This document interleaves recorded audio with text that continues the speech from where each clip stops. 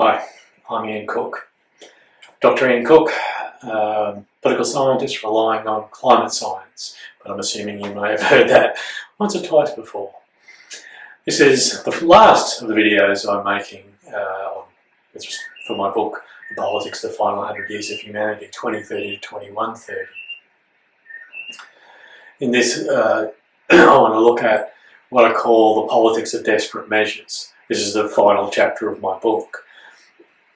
As we get closer to recognition of, collective recognition of the reality of catastrophic human-caused environment change, then people will start asking for radical change. Then they'll be putting pressure on governments to do something, and then governments will start to think, well, we're going to, our societies will collapse. So finally, get to the point where governments actually have to do something, because catastrophic human-caused environment change represents the sorts of radical change that they're trying to prevent.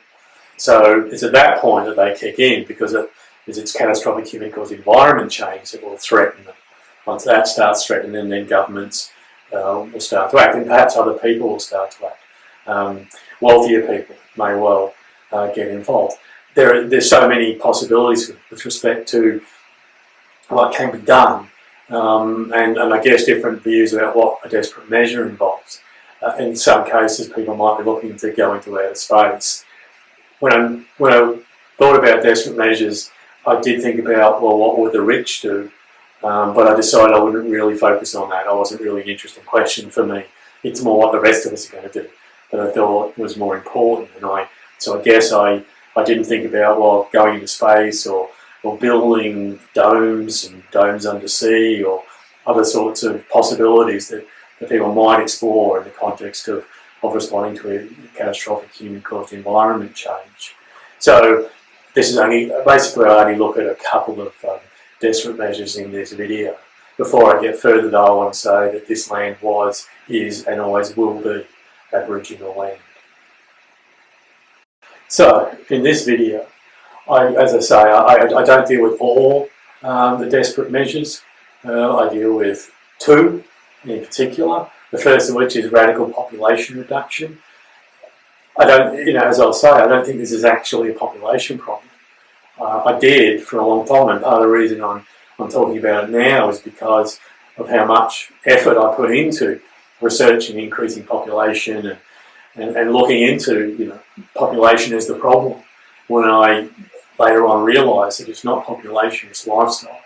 There are too many of us living an unsustainable lifestyle, and if we weren't living unsustainable lifestyles, things would be quite different.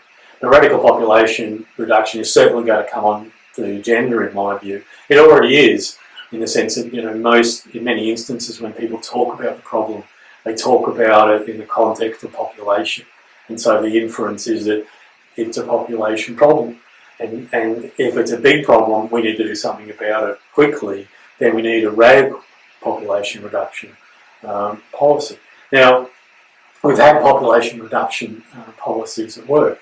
They've been part of aid, from the global north to the global south, so that we're not unfamiliar with radical population policies. We've also got China's one-child policy to look at. And in the book, and in this video, I just want to talk a little bit about some of those population reduction programs relatively quickly. The more important for me part of this is this video is the section on stratospheric aerosol injection.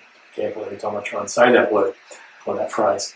Stratospheric aerosol injection, and this is about radiative forcing. Radiative forcing is about bouncing radiation back into outer space, away from the atmosphere. It bounces obviously off the ground. One of the possibilities people are talking about is painting things white and making roads white and roofs white. And just, the greater reflectivity of the surface, the more radiation is sent back up into outer space. So this is part of that sort of, general strategy. I'll explain it later on. The thing about stratospheric aerosol injection is that it's a way of reducing the surface temperature without having to reduce the amount of fossil fuel consuming.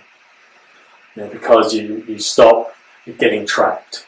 Because the problem with greenhouse gases is the trapping of heat, and so this sort of radiates before it gets in, as it were, to the greenhouse. So that's what stratospheric aerosol injection is about, creating a layer to prevent radiation reaching the Earth's surface and warming the planet. And you can do that without reducing greenhouse gas emissions. In the same way you can paint things white. You can grow reflective crops. Some crops reflect sunlight better than others, and so growing those lighter, more reflective crops is a way of increasing radiative forcing. So that's what I want to talk about in the second part of this video. Again, all the views in this video, in the other videos I've made, and the pieces I've written on Medium, both on this book and otherwise, all the views expressed there are my own, no one else's. Totally my responsibility. I speak with no one else. So as I say, we're looking at the politics of desperate measures, and I'm just focusing on a couple of those desperate measures, one of which, as I've said, is radical population reduction, and the other one is a stratospheric aerosol injection, both of which are sort of going on in the slides beside me, on the screen beside me. But anyway, I'll get back to that in a minute. So in the context of talking about the politics of desperate measures, the one I want to talk about first of all is radical population reduction. As I say, I don't think this is a population problem, I think it's a lifestyle problem, but I'm assuming that it will be understood and approached as a population problem, and that these are the sorts of policies, and this is the sort of politics we're going to see emerging in the context of action to address catastrophic human-caused environment change. Too late, but action nonetheless. So as I say, we start then with radical population reduction.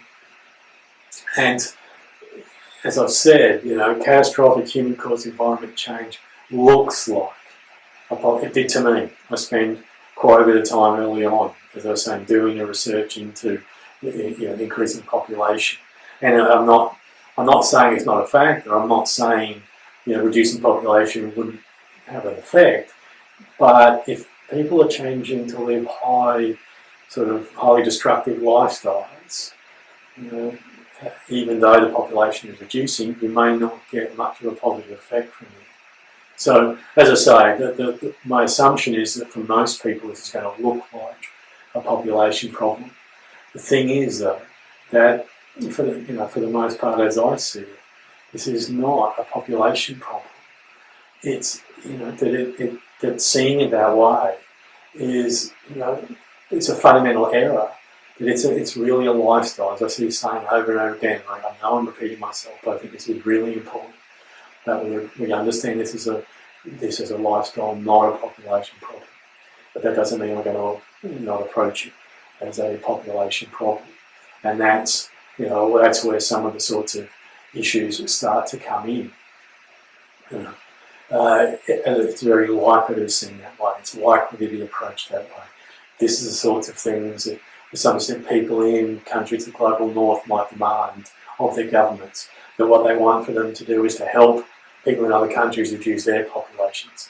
So, there's a politics, there's an international politics of radical population reduction that we really need to sort of be aware of and take into account in thinking about how we might move forward.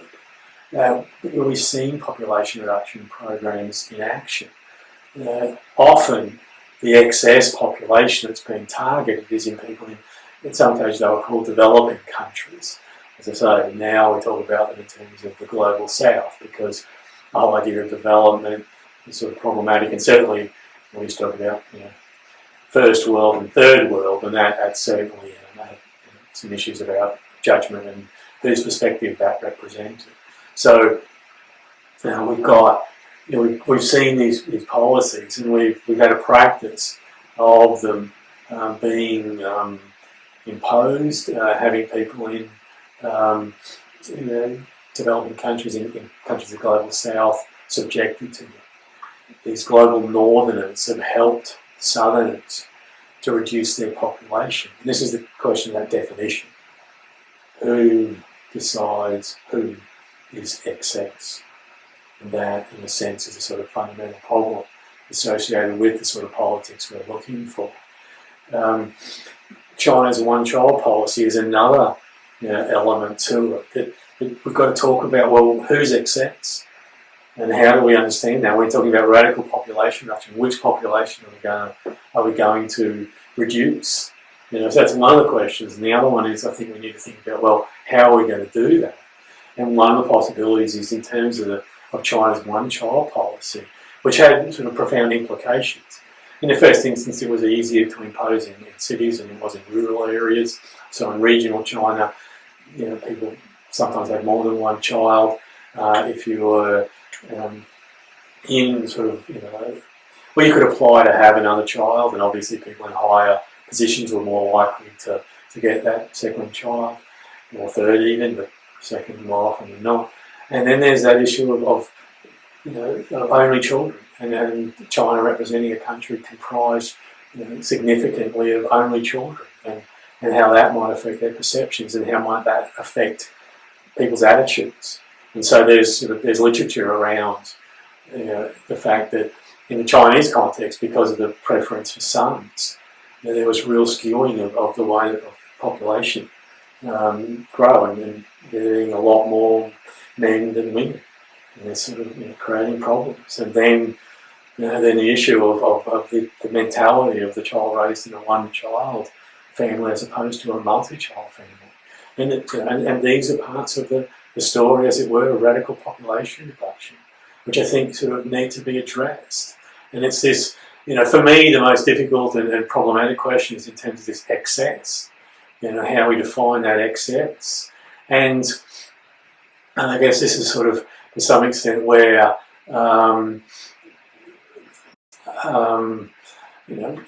we might start talking about statistics. So let's look, for example, at carbon footprints and excess population in the context of different countries' carbon footprints. And in this, here, Americans and Canadians are well and truly. So is it that population? Is it the population of people with the highest global carbon footprints that we should be trying to radically reduce? That, in some extent, that would make a lot of sense. And so here's one way of thinking about excess, which, as I've said, I think is sort of the problem, as it were. And here's a slightly different way of looking at it.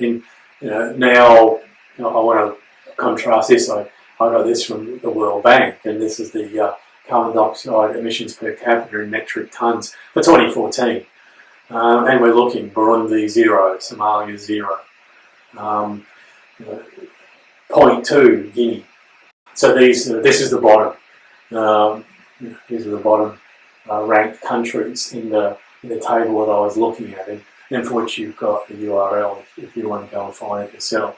So that's I'm hoping you're having a little bit of a look at the countries on this list, and then comparing it to the countries on this list, which is of the greatest emitters. And I'm confused by some of these. Trinidad and Tobago is certainly one of the ones that I don't really understand, and some of those countries I actually haven't heard of before. But this is at the other end. And this is, as I say, these are the top.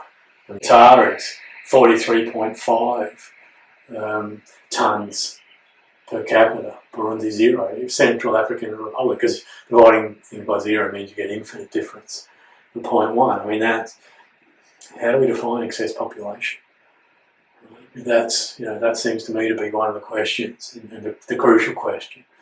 There are other things at work here, but there's one way of looking at it. And when I look at this list, is this a list of countries whose populations we should be looking to radically reduce?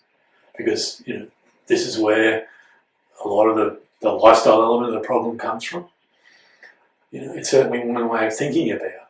Not the only way of thinking about it, I have to say, because from another chart I found all the world's carbon emissions in one chart, and here I picked out the element that says, in terms of your age, You can see it sort of on the other side, and the percentage of total global emissions. So if you're 15, been alive for 30% of emissions.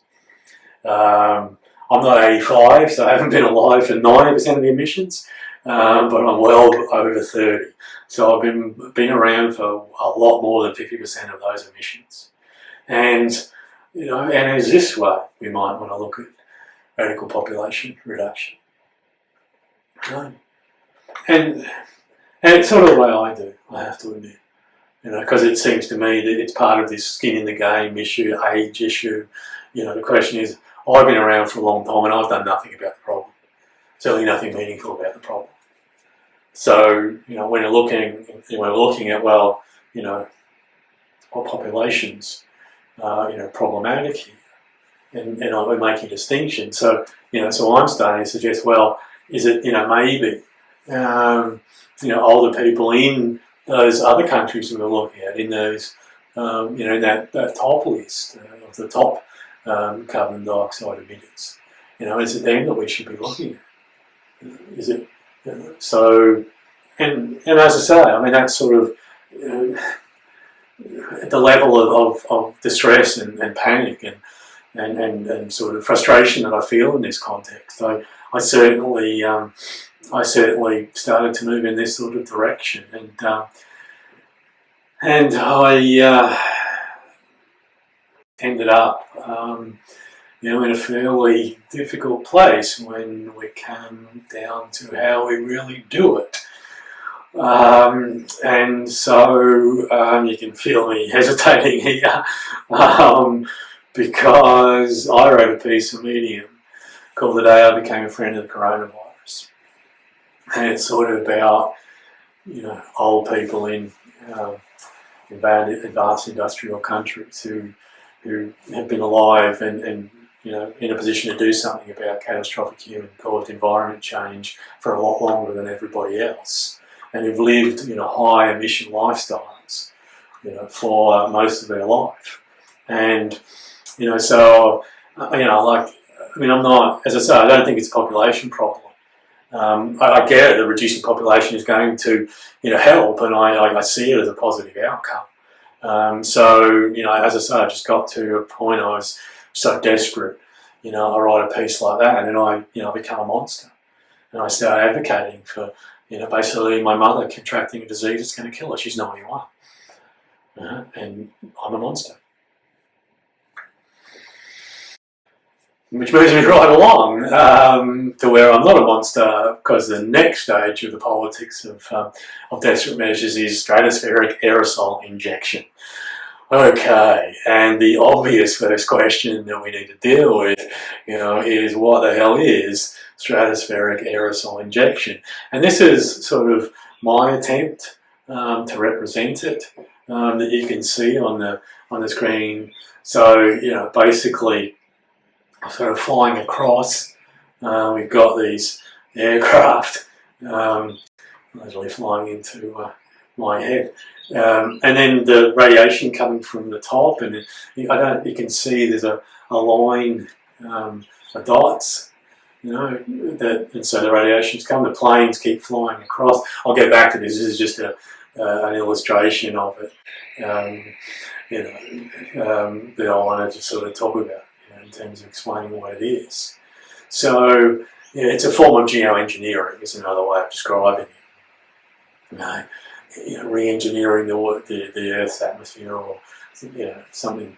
Geoengineering, lots of different forms. There are generally two types: negative emission technologies, or carbon dioxide reduction. So taking carbon out, is one of the geoengineering practices, and the other one is increasing radiative forcing. So this is the increasing radiative forcing type strategy. And so I sort of darken this a little bit to try and give you a bit of a sense of what we're looking at. Now, there's an argument that says I shouldn't be talking about this, and it goes something like this: that look, if you start talking about ways that we can reduce the problem without anybody changing their lifestyles, people won't change their lifestyles. So I get it by talking about this, I may be encouraging people not to change, but I spent at least 3 videos and 3 chapters of my book talking about why I don't think people are going to change, or why political institutions aren't going to change. So I'm sort of locked into the view that the change is extremely unlikely. So I didn't feel constrained by that argument, even though I recognise it. Now this is another, much less. Well, it's pretty, but it's another way of representing it. So you can see the balloon in this instance, releasing this cloud, and then the ray coming off the sun, and then being reflected back. So some of it will pass through, yes, but much more will be radiated back out into outer space than otherwise happen. And that's the idea of the planes flying across, leaving that. Obviously the aerosol dissipates, so it won't get thicker and thicker and thicker. There's arguments to say it might shift in particular places and not be consistently spread, but I'll get to them in a minute. That's the stratospheric aerosol injection. This is Professor David Keith. Professor David Keith heads up the Keith Research Group. The group is a fast-growing team of researchers working at the intersection of climate science and technology, with a focus on science and public policy, solid geoengineering, under the leadership of David Keith. And there, David Keith is pushing stratospheric aerosol injection with money behind him from Harvard. Because, as I was sort of saying to you, this is an attractive option because it doesn't necessitate reducing carbon dioxide emission or greenhouse gas emissions, because there's other gases that are part of the problem. So we can see how this represents an attractive option. So in a piece that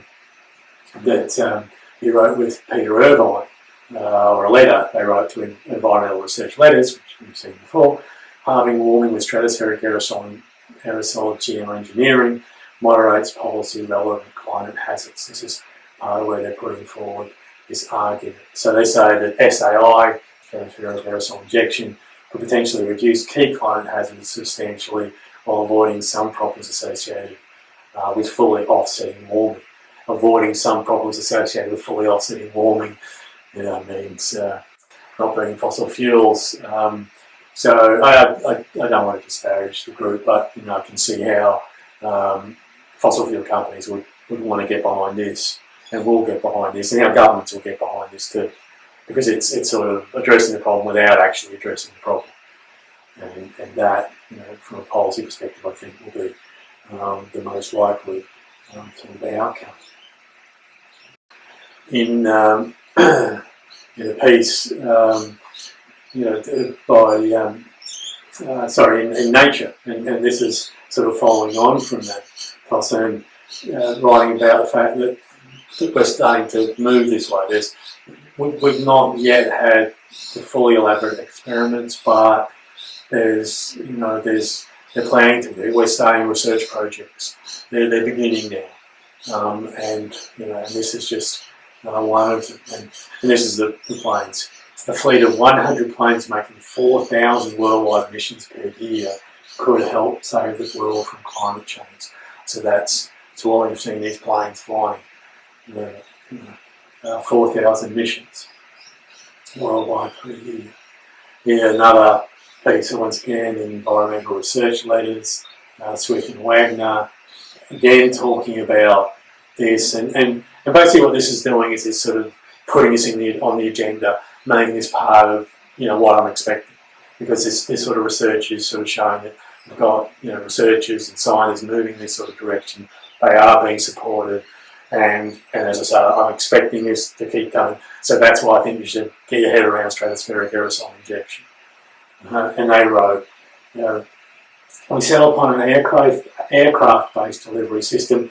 I had rockets in my head at one stage, but it's planes, which is, I guess, better than balloons. But anyway, we settled upon an aircraft-based delivery system, average costs of $2.25 billion per year over the first 15 years of deployment. So, okay, $2.25 billion per year. Just wanted to get that. We further calculate the number of flights at around 4,000 in year one, linearly increasing by 4,000 per year. A lot of planes flying, sending up the aerosol to radiate solar radiation back into outer space. Now, there's a politics associated with stratospheric aerosol injection. I mean, it's, and some of it, I guess, may well be becoming, may well have occurred to you already. But, I sort of sat down, looked at it and tried to work out what sorts of problems we're looking at. And the first one I came across was research and development. Who's going to invest in research and development? Who's going to do it? And that's partly a monetary financial thing. It's partly an expertise thing, but it's also partly an international politics thing. Some of the literature I've read from critics from the global south of the whole climate change conversation is an argument that they don't trust the science. So they don't trust the science coming out of the global north. So, who's doing the research and who's doing the development, are important questions. As is who's going to provide it. 2.25 billion per year, and I assume that it would increase if we're increasing the number of planes, then perhaps the costs will increase. So, research, development, the provision, how we organise that. How we monitor it and assess it in terms of its effects. Some literature I read suggests that the aerosol won't spread evenly, and that some countries will have greater radiative forcing above them relative to others, and so it'll be cooler in some parts than others, and rainfall patterns will change. So what's happening, and who's being monitored, and what's being monitored, and who's making assessments. And who's deciding? The thing is, once you lock in, you can't stop stratospheric aerosol injection until you've reduced your greenhouse gases. Because as soon as you stop, as soon as you take away the protection, the radiation just comes in and gets trapped because your greenhouse gases are still there. So, so this is an ongoing. This isn't short-term monitoring assessment. This is, forever possibly. There's one regulation. Who controls it? Who decides how much aerosol? Where do planes fly? There's lots of geopolitics at work here in terms of planes flying over other countries and where they can fly and what organisation will regulate it. And the UN is one possibility, but the Security Council, which is the most likely, has lots of problems with it. So regulation is going to be an issue. And as I've said, we've got to keep it up. So maintaining it, who's going to take this on as an ongoing responsibility as we're moving into the final 100 years of humanity and the demands on government to deal with environment change in their own countries is growing. So their resources are diminishing and their economies are probably contracting. So questions of maintenance and questions of cost are sort of important ones. And what about, as I was saying, what about the effects if it's differential? If some countries are affected more than others by this, so we can create radiative forcing. It changes conditions. That might mean less rainfall in some areas, more rainfall in others. It could pool in certain places, so some countries will be affected even more than others. So how do we? Who?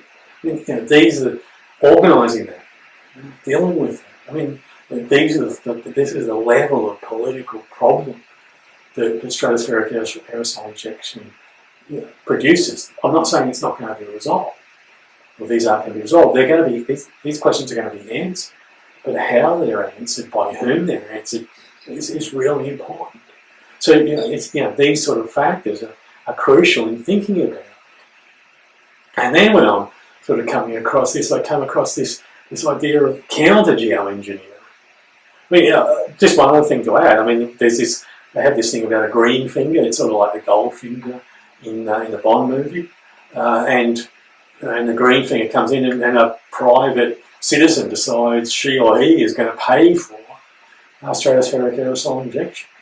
That's people are talking about that possibility. They're also talking about the possibility that people could use geoengineering as part of international military conflict.